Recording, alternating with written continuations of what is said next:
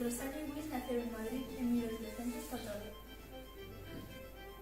Era filla de Isidoro Weiss, un xoieiro xudeo de orixe alemán, e de Leocadia Zorrilla, unha muller moi culta, amante da música e experta amazona. Os seus pais separáronse antes de nacer Rosario, polo que a súa nai tivo que entrar a traballar como ama de chaves de Francisco de Goya. Aos 7 anos, Rosario comezou a pintar con destreza ante a atenta mirada de Goya, copiando algúns dos seus lenzos e gravados. Cando Goya marchou a Burdeos, Rosario e a súa nai foron con el. Alí podo perfeccionar a súa técnica de debuxo e de gravado na escola do pintor Pierre Lancourt. Cando regresou a Madrid, traballou de copista no Museo do Prado.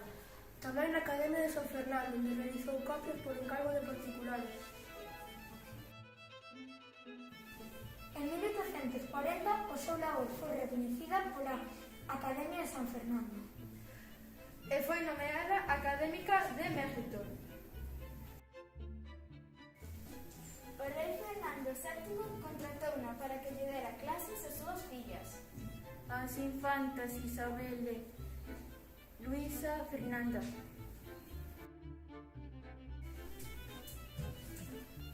Por o recoñecemento ao seu traballo, formou parte do Liceo Artístico e Literario de Madrid, Onde coñeceu e retratou a moitos escritores da época, como Espronceda, Larra ou o Duque de Rivas. Rosario faleceu prematuramente en 1843, cando aínda non tiña 30 anos.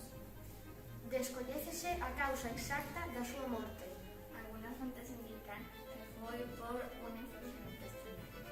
E outras por un colapso sufrido ao ver un violento motín na rúa.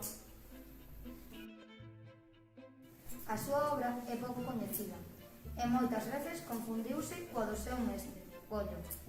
Co tempo, pinacotecas importantes como o Museo do Prado e a Academia de Bellas Artes recuperaron parte da súa obra, dándolle a importancia que se merece.